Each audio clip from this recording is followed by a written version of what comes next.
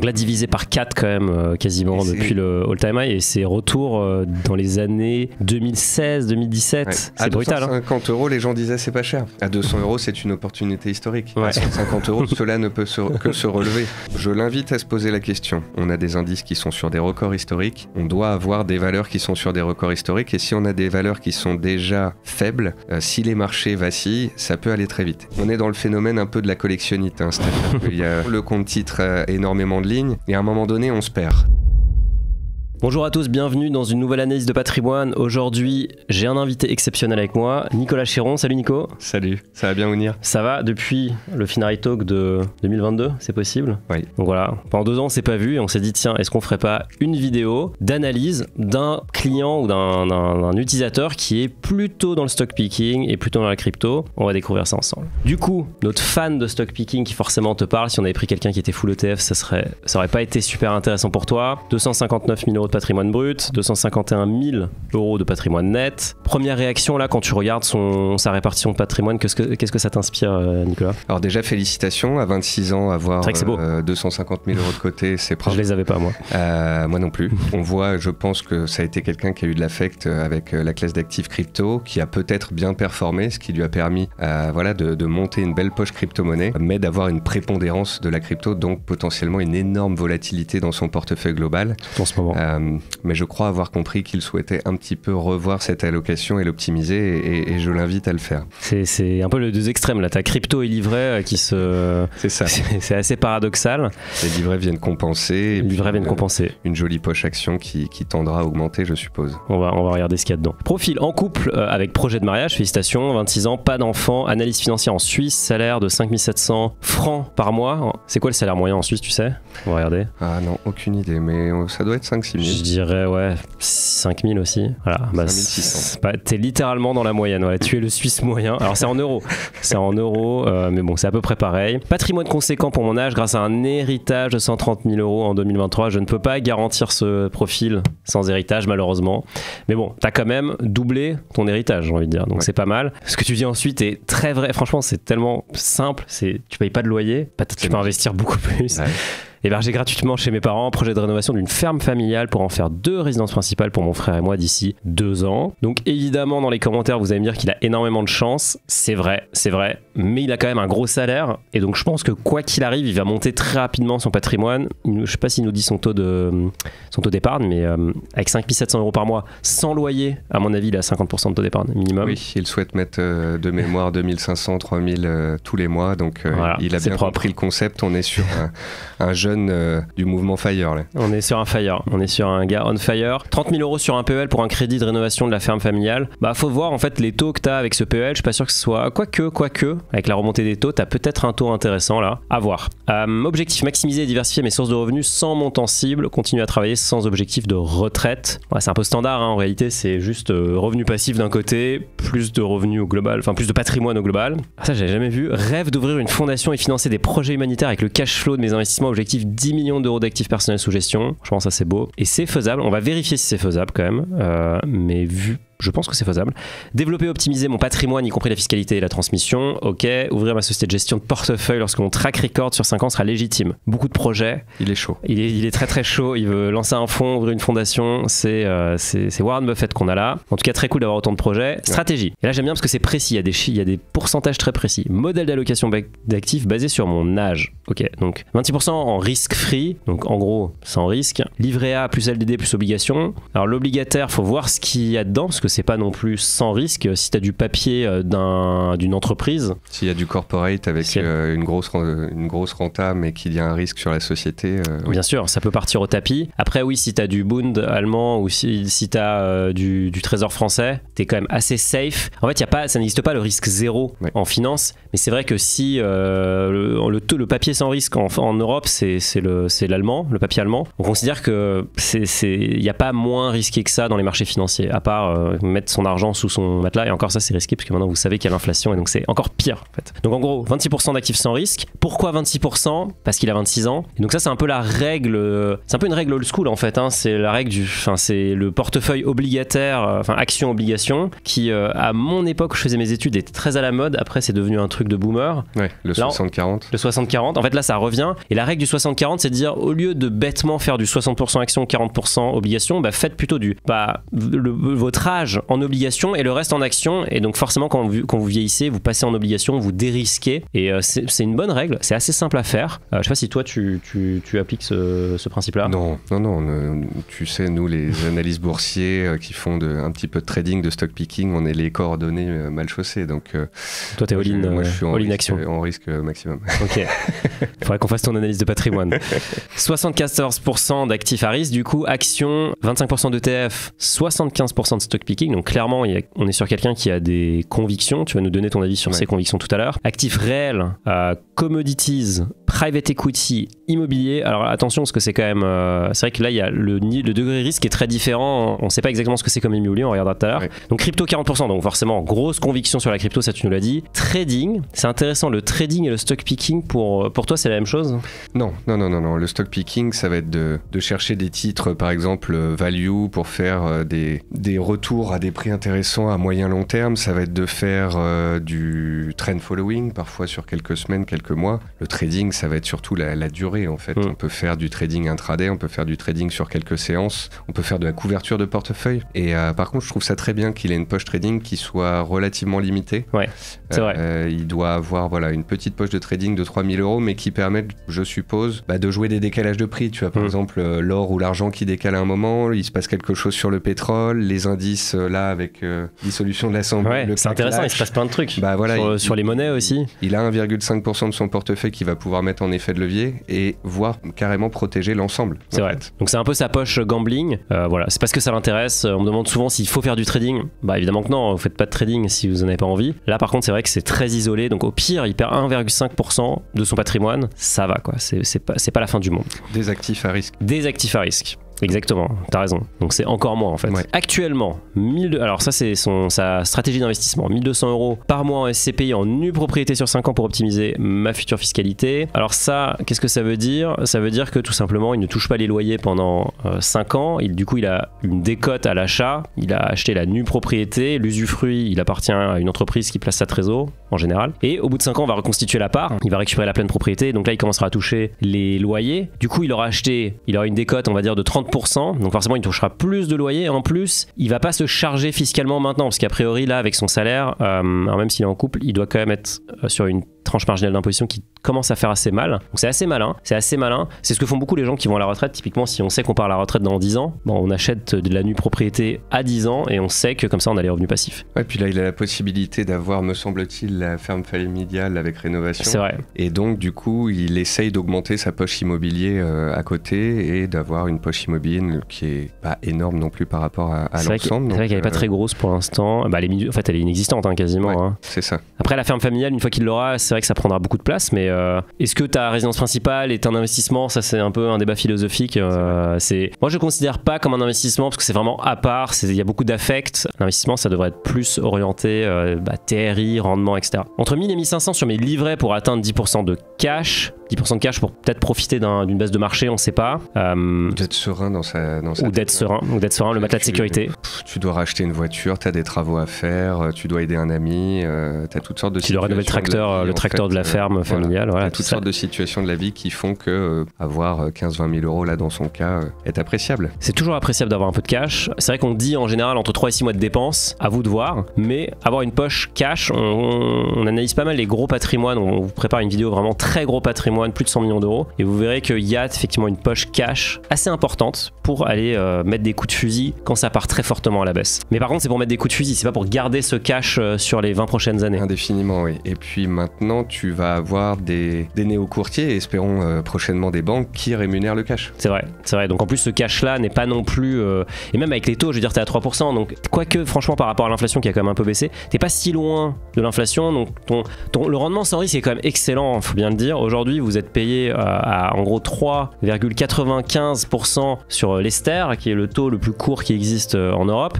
taux overnight, c'est quand même incroyable. Les taux courts sont meilleurs que les taux longs. Donc le cash, c'est plutôt une bonne idée en ce moment, je trouve. Les marchés sont très hauts. Là, tu l'as dit, la dissolution de l'Assemblée nationale, c'est quand même assez chaud. Peut-être que quand la vidéo sera sortie, on aura d'autres nouvelles, bonnes ou moins bonnes, on verra. Ouais. Mais en tout cas, ça a fait réagir les marchés parce que c'est ça typiquement qui pourrait peut-être être un trigger pour une crise financière. Donc derrière, tu as l'été qui arrive, une période où il y a une moindre liquidité, où on peut avoir des trous d'air, et dans la foulée, t'enchaînes avec les élections américaines. Donc, qui avaient été plutôt positives quand même, parce que Trump a fait beaucoup monter les marchés, parce que forcément il a dérégulé, il a baissé les impôts.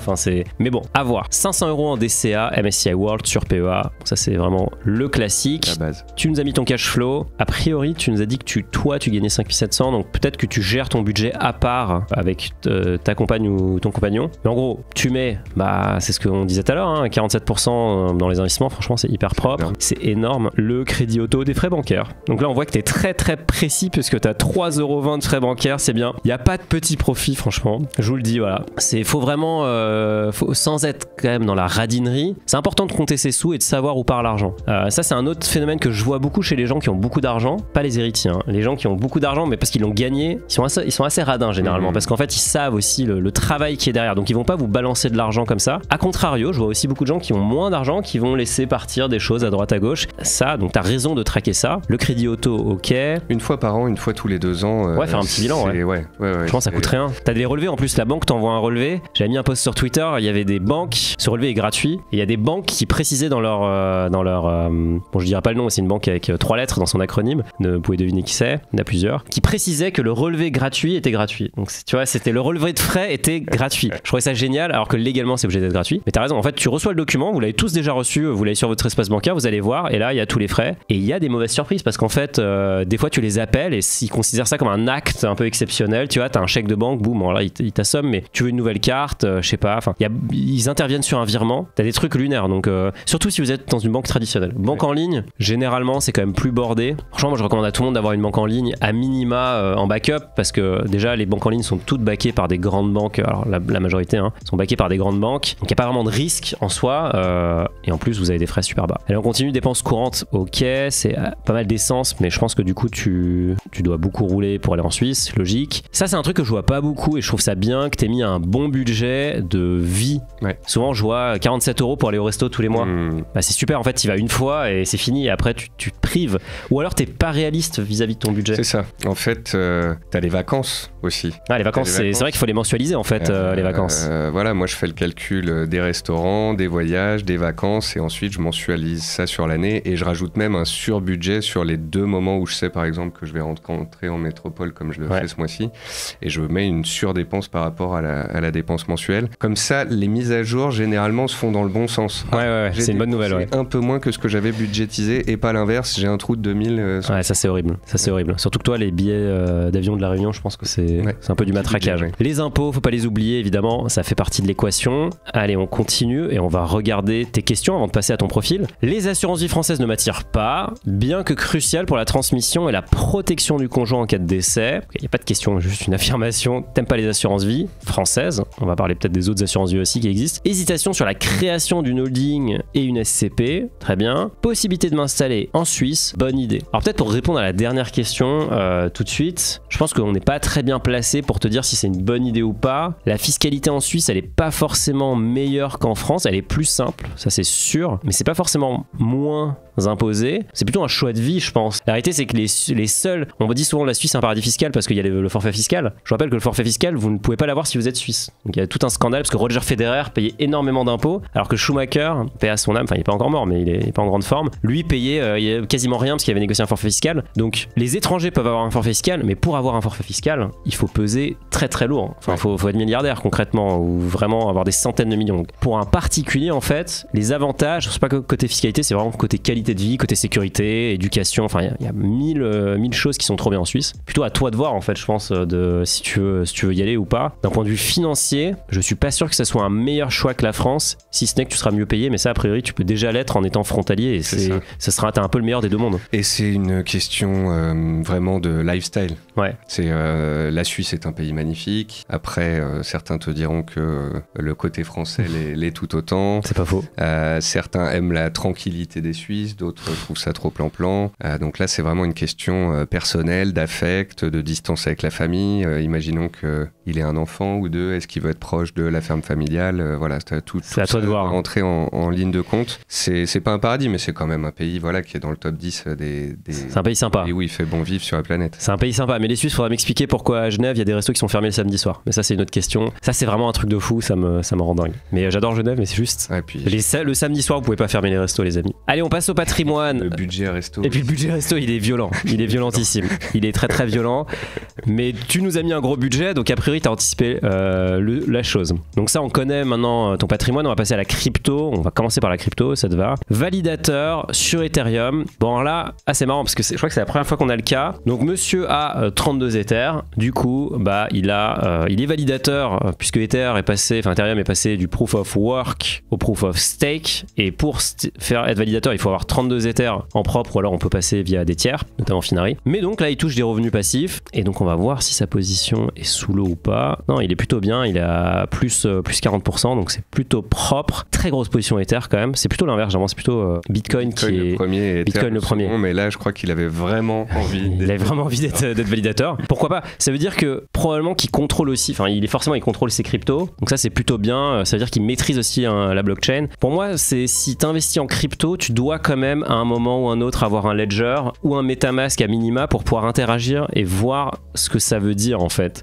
Tu peux pas juste passer sur une plateforme et trader. Et d'ailleurs sur Finari, on redit aux gens, franchement, retirez vos cryptos, sécurisez vos cryptos, mettez-les chez vous. C'est vous le meilleur dépositaire, c'est vous le meilleur teneur, le meilleur gardien en fait de vos cryptos. Des projets Cosmos, DYDX qui est assez intéressant, DYDX pour traiter des dérivés, Osmosis que je connais un peu moins, du Bitcoin classique, le Bitcoin que tu peux pas staker mais que tu peux lender, tu peux prêter ton Bitcoin. Voilà, en ce moment ça rapporte entre 2 et 3%.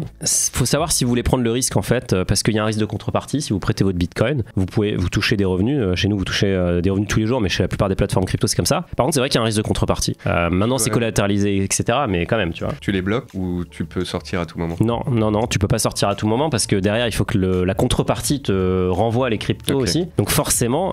S'il y a un problème de liquidité et que tu te retrouves coincé sur c'est toujours au même moment que tout le monde veut sortir, forcément. Donc tu vois, s'il y a un FTX bis qui arrive, je ne nous le souhaite pas, je touche du bois, tout le monde voudra sortir en même temps et c'est vrai que vous pouvez vous retrouver bloqué, mais nous on vous le dit clairement dans le flow, quand vous dites ok, on vous demande vous êtes vraiment sûr parce qu'il y a un risque. Après évidemment, s'il n'y avait pas de risque, il n'y aurait pas de rendement, sinon il y a que le livret A en fait qui donne un rendement sans risque, le reste ça n'existe pas. Ethereum, des projets plutôt classiques, du Chainlink, encore de l'Ether et après un peu de Binance. Ça j'aime bien parce que tu vois, ça veut dire que si on peut mettre par compte, en gros il a 2% sur un exchange. Ouais. Ok, donc plutôt propre, hein, franchement, très propre. Je vois pas de shitcoin de l'espace. D'autant plus qu'il veut pas forcément renforcer cette poche-là. Oui, là il l'a validée, elle est importante, elle lui rapporte de l'argent, elle est un petit peu diversifiée, pas énormément. Pas énormément. Voilà. Ouais. Moi, je dis souvent que quand tu veux des cryptos, c'est forcément Bitcoin, Ethereum. Ouais. C'est quelque chose d'assez propre. C'est quelqu'un qui connaît et maintenant il veut diversifier sur le reste, immobilier, actions, etc. Donc il y a une bonne jugeote derrière. Très bonne transition. On passe aux actions, PEA majoritaire, compte titre derrière et enfin encore un compte titre qui je pense est chez tes amis de Trade Republic qu'on salue. Salut Mathias. Quelques dividendes quand même, 1700 €. D'où est-ce que ça vient? Est-ce que tu as des noms qui te... Moi il y a ABC Arbitrage que j'ai découvert via l'analyse de patrimoine. Est-ce que c'est une valeur hyper intéressante parce qu'il verse un dividende absolument énorme de mémoire? Tu connais un peu cette valeur? Ça fait bien longtemps que j'en avais pas entendu parler. Ouais. Quand tu m'as montré le profil, je me suis dit waouh, c'est toujours coté en bourse. C'est une SS2I, non? On m'en a parlé plus ces derniers temps. J'ai l'impression qu'avec la baisse du cours, elle est passée de 5 ou 6 à 4 €. Ok, ouais, c'est possible. T'as un dividende qui est très élevé. Après, il faut faire attention avec ces sociétés qui distribuent des très gros dividendes. Ah oui, qu'est-ce qu'elles font? Est-ce que c'est pour des bonnes raisons? Est-ce que c'est maintenu dans le temps? Bon, chez eux, apparemment, c'est une politique classique et ça fait très longtemps, donc pourquoi pas. Là, ça lui rapporte 311. 311, a priori, c'est un dividende. Alors là, tu vois, c'est trimestriel. Hein. Ah oui, il en a encore. Ouais, il en a encore. En fait, il a pratiquement 1200 euros de... Ouais, c'est que arbitrage en rétrogradé. Les autres sommes, c'est du 1 euro, 2 euros. Et d'ailleurs, du coup, si on regarde dans le détail, donc ABC Arbitrage, c'est une valeur française. A priori, oui, c'est coté en France. Oui. Et on voit, tac, c'est ta plus grosse position, 13 000 euros. C'est la moitié de son PEA. C'est la moitié de son PEA. En fait, c'est mis en stratégie dividende. Exactement. Derrière, qu'est-ce qu'il a ? Il a un iShares, MSCI World Swap. Alors ça, c'est top. Ça, c'est le nouveau ? Ouais, le lancement. C'est le lancement avec BlackRock. MSCI World de BlackRock. Et ouais, on voit là les frais. Il est où ? Il est pas cher. Hein, il a 25 points de base. Ouais. Et puis, il coûte que quelques euros. Du coup, exactement. C'est extrêmement pratique pour les gens de rentrer dessus, en fait. Là, ils ont vraiment. Ils ont frappé un gros coup. Ils ont tapé fort. Et en plus, ils subventionnent les coûts de transactions sur. Les frais de transaction sur pas mal de plateformes. Ouais. Donc, tu peux littéralement l'acheter gratuitement. Et donc, c'est vraiment ça la force de BlackRock, c'est que là, ils sont vraiment en mode conquête sur la France. Donc, c'est vrai que sur la majorité des courtiers que vous utilisez, vous allez pouvoir acheter des produits BlackRock gratuitement. C'est un avantage. Après, il faut voir, est-ce que le tracking error, il va être bon ? C'est-à-dire, est-ce que l'indice va vraiment coller, l'ETF va coller à son indice de référence ? C'est trop tôt pour le dire. Ça reste quand même le plus gros gérant d'actifs au monde. Faire confiance. Je pense qu'ils savent faire ça. Mais bon. Alors, j'avais noté une petite chose sur le Amundi PE MSCI. Assez intéressant. Alors, faut qu'il se pose bien la question de qu'est-ce qu'il veut avoir dans son portefeuille, parce que en creusant, si tu veux, ça a changé d'indice de référence sur ce produit-là.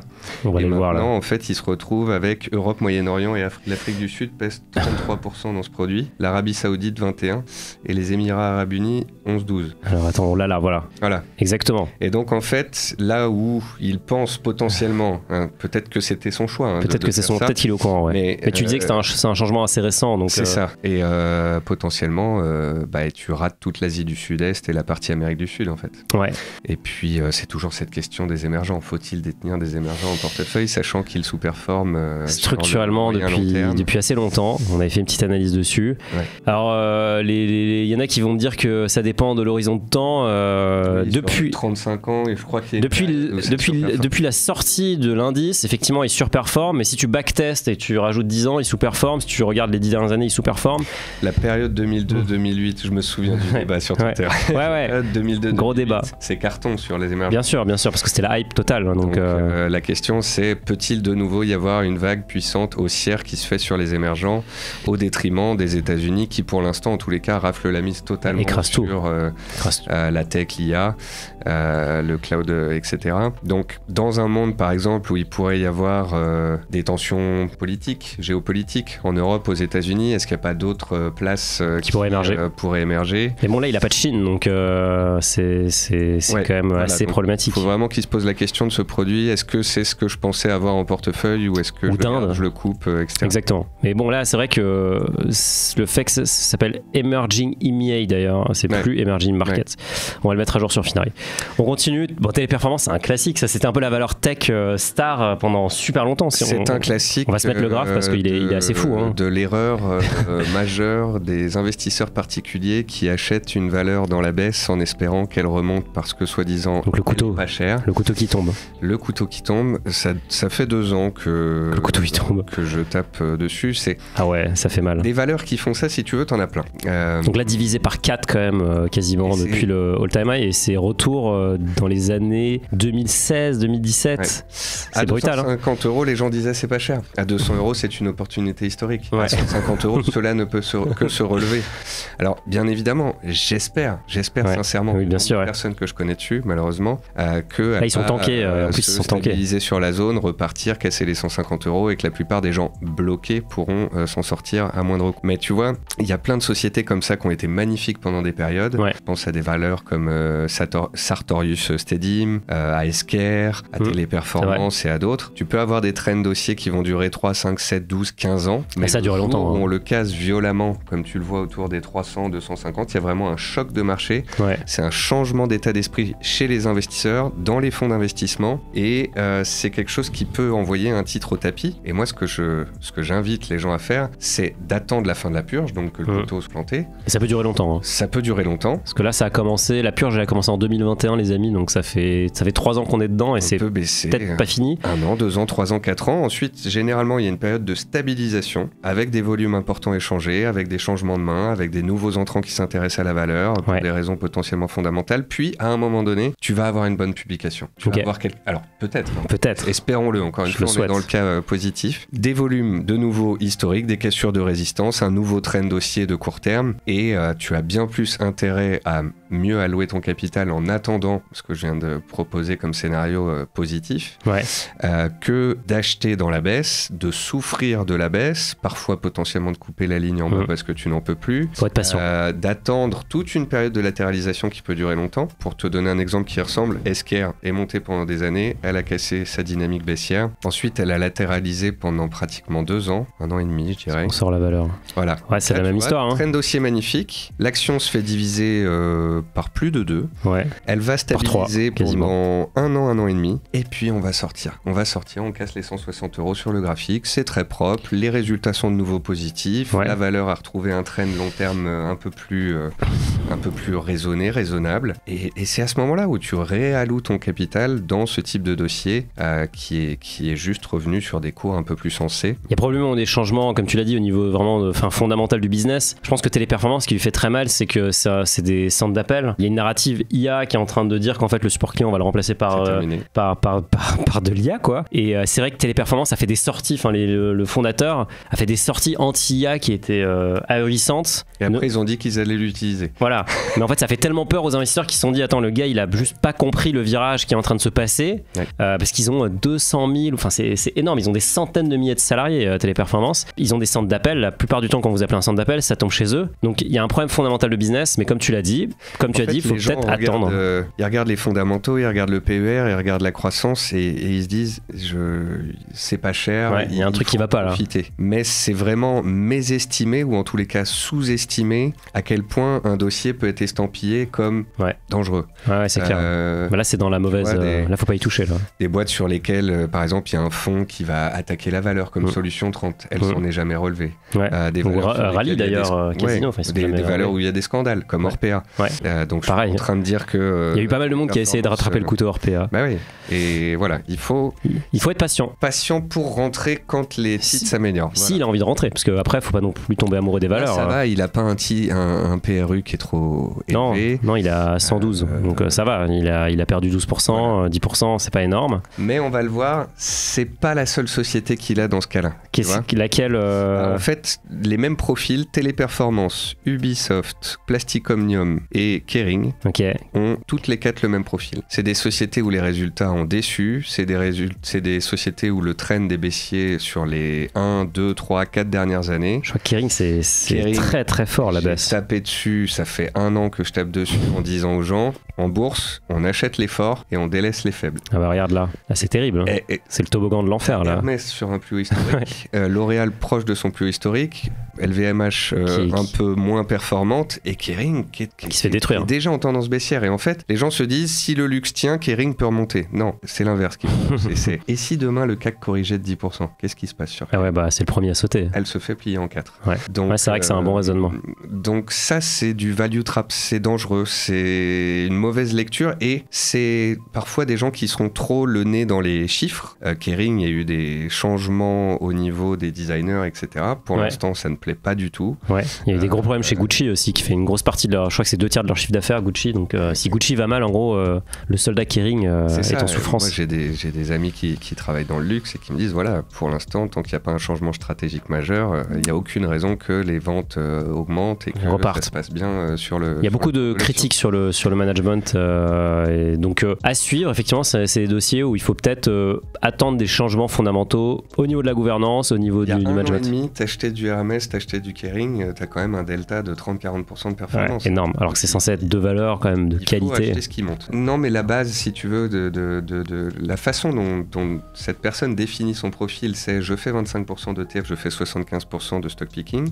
Peut-être parce que c'est plaisant pour lui, c'est une activité, une passion. C'est sûr, ouais. Là, pour l'instant, c'est une passion qui lui coûte pas trop d'argent, mais qui lui en coûte un petit peu. Surtout qu'on voit les ETF, eux, sont tous en plus-value, donc c'est assez marquant, quoi. Après, c'est pas des périodes c'est pas des grosses plus-values, c'est pas des périodes très longues. On sait pas s'il a le PEA depuis 1 an, 2 ans. Là, tu vois, on l'a sur Finari depuis vraiment pas très longtemps, donc on sait pas trop, quoi. Mais je l'invite à se poser la question. Au moment où on parle, là, on est en juin 2024, on a des indices qui sont sur des records historiques. On doit avoir des valeurs qui sont sur des records historiques, et si on a des valeurs qui sont déjà faibles, en danger, si les marchés vacillent, ça peut aller très vite. Et d'autant plus qu'il y a des échéances importantes, on l'a dit tout à l'heure. En plus, la période estivale devant nous. En plus de ça, il a la chance que tu l'aies sélectionné et qu'on regarde son portefeuille ensemble. Donc, si tant est qu'on pouvait engendrer un petit déclic chez lui où il se dit, je vais nettoyer le portefeuille. Parce que là, on est dans le phénomène un peu de la collectionnite. C'est-à-dire qu'il y a parce que le compte titre, c'est un peu pareil. D'actions, le compte titre a énormément de lignes. Et à un moment donné, on se perd. Il y a beaucoup de choses là. Donc, moi, j'inviterais cette personne à se poser des bonnes questions sur sa stratégie, à voir si dans les 4 actions baissières sous pression, il n'y en a pas vraiment une ou deux qu'il souhaite garder et les autres peut-être les allouer différemment. Et à avoir un portefeuille moins complexe en fait. T'imagines, il a 26 ans, il a 45 lignes en portefeuille sur 4 différentes poches. Ouais, ça fait beaucoup. Il a un Finery pour tout ça. Exactement. C'est pour ça qu'on a un business. Compte titre, est-ce qu'il y a des choses qui sautent aux yeux, qui pourraient être optimisées? Trop de lignes. Trop de lignes, ouais, ça tu nous l'as dit. De valeurs qui... Moi j'aime bien la... Ouais, c'est... Là, toutes les valeurs qui sont sous 500 €, il pourrait se poser la question de toutes les couper, de reprendre de la liquidité, de la réallouer différemment ou de garder sa fameuse poche pour l'été et d'avoir un truc plus lisible. Après, il a eu une conviction sur la Chine, il a pris des grosses sociétés c'est vrai que... et il est pas mal rentré, donc là-dessus, chapeau. C'est vrai qu'il y a pas mal... Alors nous, je pense que c'est parce que c'est des ADR, enfin c'est des sociétés cotées aux États-Unis. D'ailleurs, si on va sur les États-Unis, vous allez voir, Alibaba n'est pas une société américaine, mais elle est cotée aux US et on se base sur la place de cotation. Mais effectivement, tu l'as dit, grosse conviction sur la Chine, ça a plutôt bien marché. Evolution Gaming en Suède. Voilà, Evolution Gaming qui pourrait aussi être en PEA. Si les PEA, Après, ça, c'est vraiment des petites lignes, mais c'est vrai que ce que disait Nico, cleaner, en plus, tu ferais des mini. Enfin, t'as des plus 20, des moins 30. Il va même pas passer par la case impôt potentiellement. Exactement, tu peux tout annuler, repartir à zéro gratuitement. Tu peux même stocker de la moins-value pendant 10 ans. D'ailleurs, tu parlais de la transmission. Je rappelle que le compte titre, quand vous le transmettez, vous purgez les plus-values. Donc ça, c'est un truc de dingue. Ça, c'est une niche fiscale. Vous purgez les plus-values. Vous avez 100 000 € de plus-value, vous le donnez à votre fils ou votre fille ou les deux. Eux, ils repartent avec un PRU de 0. On dit souvent que ils repartent avec le PRU du prix actuel. On dit souvent que c'est l'assurance vie, l'enveloppe parfaite. En fait, quand on sait ça sur le compte titre, c'est un truc de dingue. C'est un truc de dingue. T'as pas de frais. Et d'ailleurs, ça permet de reboucler sur ta question. L'assurance vie française, de toute façon, elle a aucun intérêt si tu veux aller en Suisse. Parce que, voilà, il y a plein d'histoires. C'est l'histoire des piliers, etc. L'assurance vie française et le PEA, d'ailleurs, c'est pareil. Ça n'a qu'un intérêt si vous restez en France et que vous pensez rester en France dans les, on va dire, 10 prochaines années. Si tu veux rester en France, effectivement, tu pourrais prendre une assurance vie française ou luxembourgeoise. On en parlait tout à l'heure. Après, le problème, c'est le montant de dépôt minimum. Montant de dépôt minimum. Je vois ce qui est plutôt autour de 200-250 000 €. Voilà, exactement. Très old school aussi. Tu peux pas souvent faire de l'acte de gestion en ligne. C'est très protégé. Très papier, voilà. Tu as l'État luxembourgeois derrière et contrairement à l'État français qui peut bloquer, voire ponctionner ton assurance vie de droit français, c'est pas possible sur la luxembourgeoise. T'as le fameux triangle d'or luxembourgeois, bon c'est leur métier, ils sont forts là-dessus.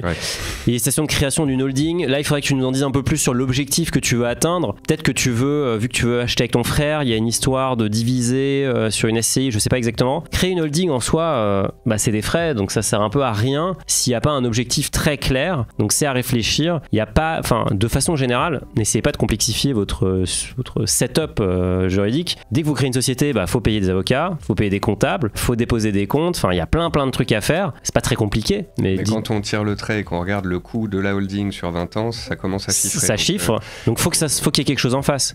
Et juste dire dans les dîners en ville que vous avez une holding, ça sert à rien concrètement, c'est plus pénible qu'autre chose. J'espère que en tout cas ça t'a aidé. Bravo franchement pour ce patrimoine. Alors il y a un petit héritage, mais il y a quand même pas mal de convictions et surtout il y a pas mal. C'est la première fois qu'on voit quelqu'un qui a une vision aussi précise du risk free versus risk on. Quelques ajustements à faire clairement dans la partie financière. Si vous voulez que je regarde, peut-être avec Nico, votre portefeuille, vous postulez, le lien est dans la description. On regarde un profil, je dis mais en fait c'est moi qui dois me coltiner ces analyses tous les dimanches pour vous. Non, j'adore faire ça. J'analyse un portefeuille comme ça tous les dimanches pendant que vous mangez votre croissant et vous buvez votre café. D'ailleurs Nico, si les gens veulent latéraliser avec toi et regarder des valeurs, avoir ton avis, où est-ce qu'on peut te retrouver? Principalement sur ma newsletter, okay. nicolaschéron.fr. Il y a plus de 30 000 abonnés qui reçoivent 2 newsletters par mois et à chaque fois il y a une thématique rédigée par un spécialiste de marché. Trop bien. T'es sur Twitter aussi? Enfin sur X? Un petit peu, de temps en temps. C'est-à-dire plusieurs fois par jour? Pas mal sur X, et puis je fais quelques vidéos YouTube et un peu d'Instagram. Trop bien. Bah voilà, vous savez ce qu'il vous reste à faire. Je vous souhaite des bons investissements, soyez prudents et latéralisez. C'est le mot que je retiens, voilà. Latéralisez bien. Allez, à très vite, ciao. À bientôt.